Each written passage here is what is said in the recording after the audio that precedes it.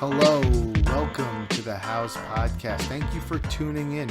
I'm your host, Marcus Amadeus Schott, your real estate professional go-to guru in New York. Yep, that's me. We are back this week, and I'm so happy again to have Mr. Jonathan Zeno. I should know, you're my cousin. How are you? I'm good. Thanks for having me back, Marcus Amadeus Schott. Yes. So, we had a last episode you were on. We talked about co-ops, and then this week we're going to talk about something you had a question about, and it was rent stabilization. I'm not entirely sure I understand it, or what happens to the owner or the tenants in that case. Yes. So there's a couple situations. We talked about rent stabilization last week or a couple podcasts ago, because basically having a rent stabilized apartment in New York City is like having an asset. A few quick pointers. If you have a rent stabilized apartment, your rent is stabilized by the city of New York each fall. I think it's maybe like August or September. They vote on the rent stabilization. Sometimes they might allow it to go up 6%. It might go 2%. Or it might be 0. Who votes? The city council. I think the mayor is influenced in it. I'm not sure which board actually does it, but it's a vote.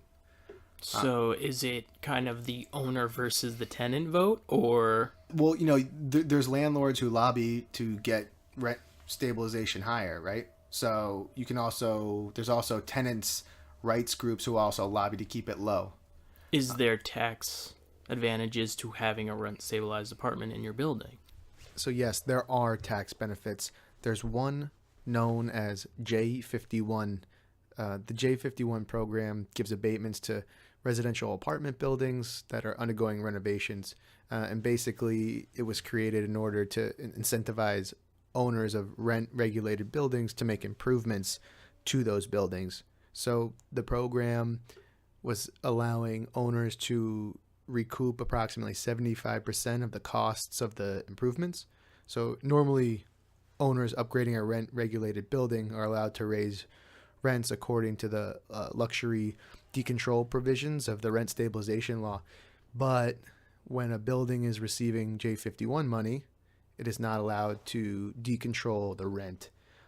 So basically that means J51 benefits are only advantageous to areas where the market rates are actually closer or below the rent stabilization rate. So if you're using the luxury provision, basically if you can raise the rent to $2,700 or above using capital improvements, then that apartment can be taken out of rent stabilization. There's also another program called 421A, and this program is meant to promote building of condos and things like that on land that's not really that valuable or hasn't been used. And so basically what happens is if you're an owner and you tear down a building or you have a lot, you get an exemption for the next 5 years, 10 years, and you get 100% exemption from any increases in the real estate taxes for those years, or like 2 years. Then the phasing out of the exemption happens by 20% every 2 years over the remaining 8. So 2 years, no increases, and then the next 8, it can phase out. In Upper Manhattan and other boroughs, the exemption can last for 15 to 25 years. So that's why you see now in Brooklyn that you're seeing buildings that were turned condo a few years ago still have the abatements. And right now, if it's being built in the last year, a lot of those abatements don't exist. So brand new condos in the last year in Brooklyn tend to have higher taxes for the time being because they poured the foundation and didn't get this 421A when they were building. So that can make it a lot more expensive for the end users. We're going to take a minute for a little bit of business stuff. Are you looking for a new rental? Look no further. 300 Ashland Place in Fort Greene, Brooklyn. Boom. Unlike anything in the middle of everything. Designed to connect modern residences with the Fort Greene community. 300 Ashland is centrally located at a triangular intersection in the heart of Brooklyn Cultural District. Right next to BAM, the Barclays, shopping's right there. And currently, right now, there's a lot of availabilities coming up, and we have the penthouse, 2-bedroom, 2-bath. There's a 2-bed, 2-bath on the 10th floor, 988 square feet, $4,900 a month. You can also get a 1-bedroom on the 25th floor, and they're going for around $3,600, $3,700 a month. So, message us today about the current rental incentives, free rent, no fee. We can make it happen very quickly. Just give us a message and we'll set up a time with you. Now back to our show.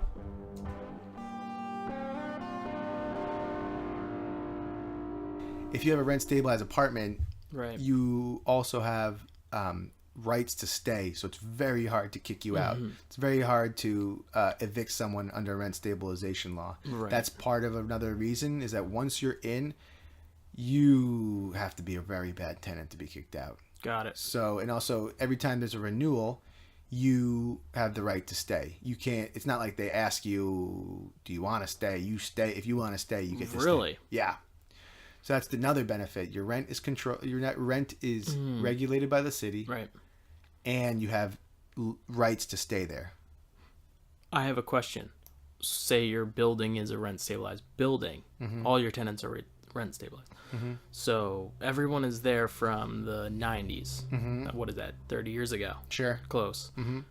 The cost to maintain the building is far superior than what they're paying. So a lot of landlords lobby and say that we need a 6 or 7% increase because the cost of oil went up. Got the it. cost of heating went up, the cost of the water bills up. And then each year, these factors are considered when they're going to adjust the rent or not adjust the rent. Okay. So that's a lot of landlords are kind of can also be part of like a group or for landlord rights, and they say, Right. hey, listen, water's gone up 7%, so Got it. our rent needs to go up 7%. But it's usually not directly correlated, but it is connected, but it's not like one for one. Got it. And another couple things, let's focus more on the tenant side. If you have a rent stabilized lease, it's worth something, right? Right. If you are allowed to pass it to your next of kin, so if you have like a child and you pass away, that child can inherit that apartment with Got the it. same terms and agreements. I'm not a real estate lawyer, so I'm not the absolute go-to of like a tenant rights lawyer. Right. But this is my understanding of it. Okay. Another example, there's loft laws, there's squatter laws, there's different one, but rent stabilization, if your landlord decides to sell the building and you are a rent stabilized tenant, you're allowed to stay even if they get a new owner. Not even when your lease is up, your rate will stay the same. What if the new owner shuts the water off? That's illegal. He has to provide water. You can sue him. What if he doesn't want to pay for the upkeep of the building and just abandons it? So there's some landlords who actually use this tactic to get people to move out. Right. It's illegal. You're not supposed to do illegal. it. Basically, people will say, I'm renovating the hallways, and it'll take 4 years to renovate the hallways. It's Right. dusty. Right. And tenants will get together and they'll petition to the city saying this, they're trying to bully me out, or Right. they're purposely making it uninhabitable, so I don't stay here. Got it. But on the flip side, you always hear, I've actually heard of people doing this. I have a friend's girlfriend who did this.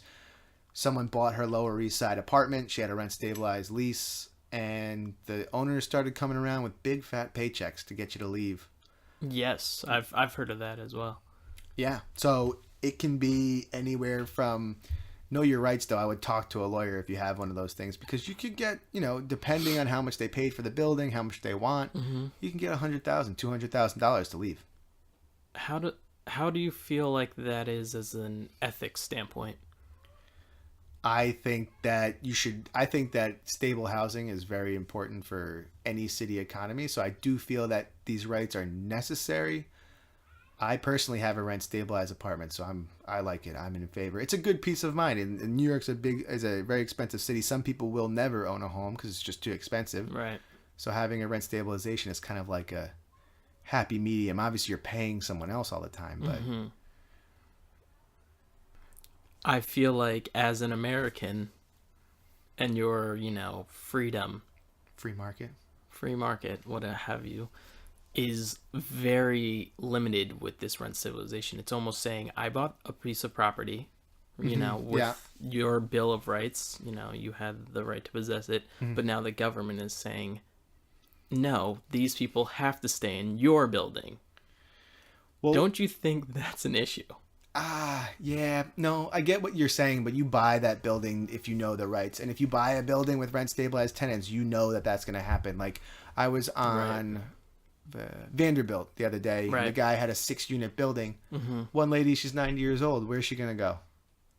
9 years old. 90. Yeah, and then her daughter gets it. Well, she lives by herself. I don't know if she had anybody. My point was this. Where someone has been working for 20 years, she's been in this apartment forever, she's older, where's she going to go? Nowhere. Yeah. So I do think that those types of things protect people. I think as a good landlord, though, he would honor this old lady, her apartment, and charge more for other apartments without the government forcing it. Well, he is doing that, and the government is kind of forcing that. So that he had to play the math when he bought that building. So, but he let her stay. I showed the building. It's all empty. It's brand new. It's super small. They're definitely catering to Pratt Children Studios. But, you know, and then you saw her door. Her door wasn't painted because she didn't want it painted, and she lived in a little studio in the front, and she's living there merrily ever after, hopefully, at least for a couple more years. 10, with science these days, maybe 20 more years. Maybe 30. Who knows? Walkers. People walking in New York keeps you healthy. It does. And also being around all the young people. It's inspirational. It is. I heard also if you take young people's blood and you put it in your own, it'll revitalize you. Really? Apparently there's a company who does that. I'm serious. They did a test with rats where they would put old blood in young rats and they would just... so I could just be selling blood to my grandparents. Yeah, or me. I'm 31 now, so it's just getting old. Dude, your cells are getting old, man. So did you have any other we can always revisit rent stabilization again, but for today, did you have any other questions about rent stabilization? Get rid of it. No, I'm kidding. No, that's it. I think it's like you said, you changed my mind. I thought it wasn't such a great thing, but I think it is a necessity in a big city that operates at a scale as New York does. Yeah. Because there's a lot of developers I know that are just a pain in the ass and just want profit. Exactly. So thank you for tuning in. This is the House Podcast. I'm your host, Marcus. Jonathan has been my co-host today. It's been lovely. If you like the show, like it, rate, subscribe, maybe write a review on iTunes. We just started in January 2017, so hopefully we'll have more of these going. We want to talk to real estate people, and we also want to talk to just New York professionals, maybe some about their experience in New York, or even just about their job. Maybe they can teach somebody about film or architecture or driving. The list is big. Of course. So, all right. Thank you for tuning in. Have a nice day. What do you think that is?